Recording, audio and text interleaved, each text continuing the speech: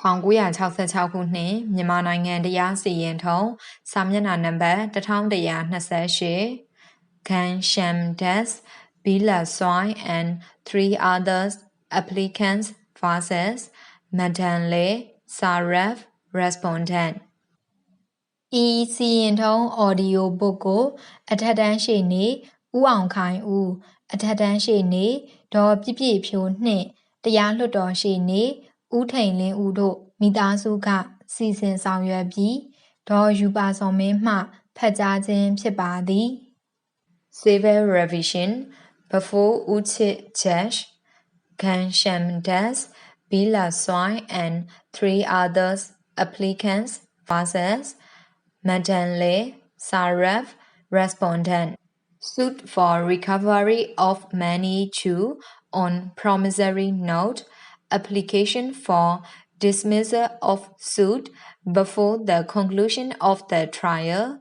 Money Lenders Act 1945. Framing of several issues. Neither expedient nor wise to dismiss suit on one issue.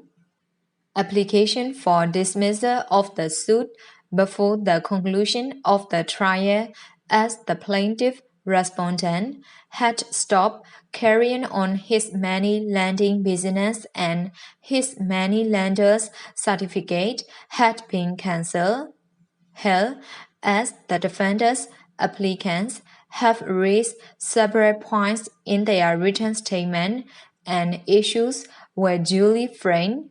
It would neither be expedient nor wise to dismiss the suit, considering only the issue whether the plaintiff is entitled to a decree as claimed in view of his money lender certificate having been surrendered and cancelled.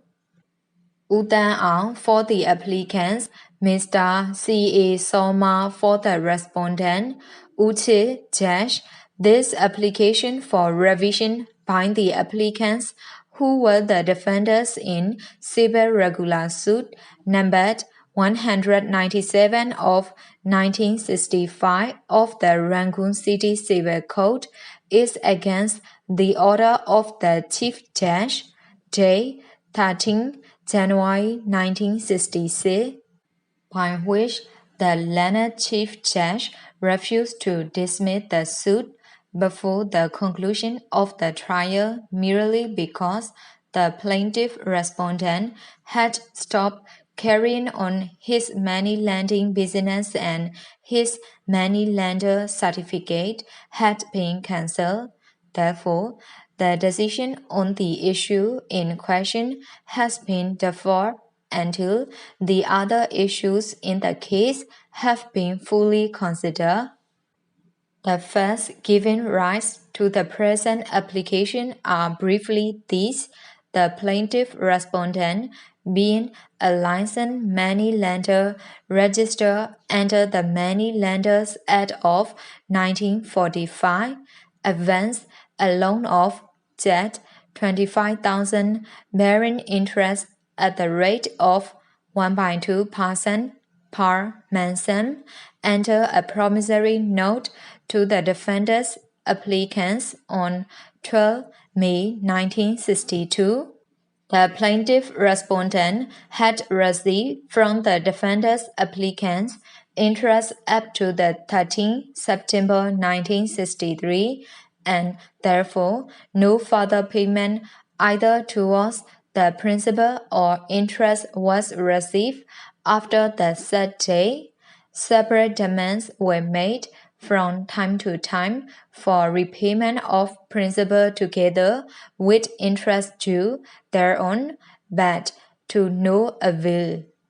The plaintiff respondent then filed a suit on the 10 May 1965 in the City Civil Code of Rangoon for the recovery of debt 27,416, 7 pya, being the amount due under the said promissory note.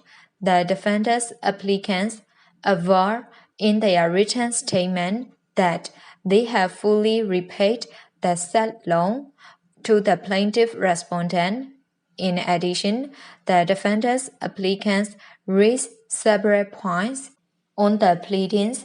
The Lenna Chief Judge, after framing the issues, proceeded to examine the respondent and his witnesses. Then, after the examination of one of the defense witnesses, the Lenna counsel for the defendants argued that issue number 5 should be treated as a preliminary issue and asked the court to allow the parties to argue on it. The said issue runs as follows. 5.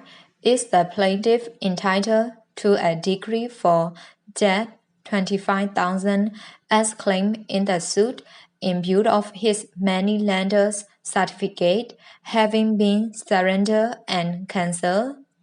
It transpires from the case that, although the plaintiff respondent held a money-lender's certificate at the time he advanced the loan in suit, he had surrendered it to the authorities concerned. In point of fact, at the time of the institution of this suit, he had no money-lender's certificate. The Lenna counsel for the defense argued that since the plaintiff respondent had already surrendered his money-lender certificate, no decree can be passed in this case in view of the provisions of Section 9 of the Money Lenders Act 1945. On the other hand, the Lenna counsel for the plaintiff respondent strenuously contended that this suit cannot be dismissed at this stage because Section 9 of the Money Lenders Act only prohibits the passing of a decree. The Lenna Chief Judge, after hearing the arguments of the Lenna counsel for both parties, passed an order to the effect that the suit cannot be dismissed at this stage because it is not known yet whether the plaintiff will or will not obtain a judgment in his favor. Therefore, he deferred the decision on this issue until the other issues in the suit have been considered. Being aggrieved by this order, the defendant's applicants find a revision in this code.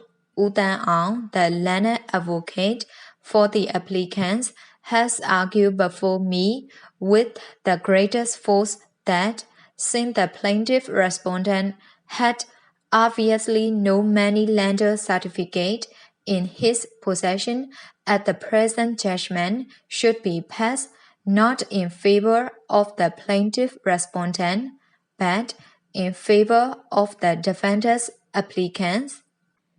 I cannot agree with him because to pronounce a judgment in the suit, not only the issue under discussion, but also the remaining issues must have been fully considered. Without considering each and every issue framed in the suit, it does not appear to be wise to prejudge it.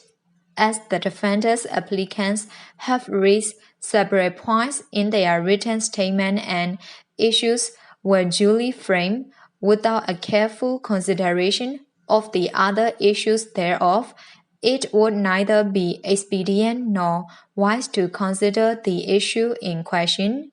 In the result, this revision application fails and it is dismissed with cost, advocate fee being assessed at Jet 34,